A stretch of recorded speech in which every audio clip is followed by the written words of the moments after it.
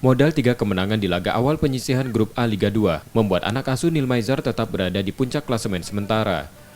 Pelatih Sriwijaya FC Nilmaizar mengingatkan Nur Iskandar dan kolega untuk tidak hanyut dalam kegembiraan karena dapat berdampak buruk pada performa permainan mereka. Ia meminta tim Sriwijaya FC tidak meremehkan lawan yang akan dihadapi. 3 kemenangan beruntun harus dijadikan motivasi untuk meraih hasil positif di sisa laga. Kadang-kadang orang karena euforia, karena dipuji, karena disanjung, mereka lupa dengan kondisi yang sebenarnya. Hati-hati, itu yang harus kita sikapi pemain. Mudah-mudahan hasil ini mereka mungkin senang, oke. Tapi mereka harus awas, karena tim-tim lain juga akan tetap berbahaya kalau kita tidak hati-hati. Itu aja. Di laga keempat penyisihan grup A nanti, Sriwijaya FC akan menghadapi KS Tiga Naga di Stadion Gelora Sriwijaya Jakabaring, Palembang. Nur Muhammad, Kompas TV, Palembang, Sumatera Selatan.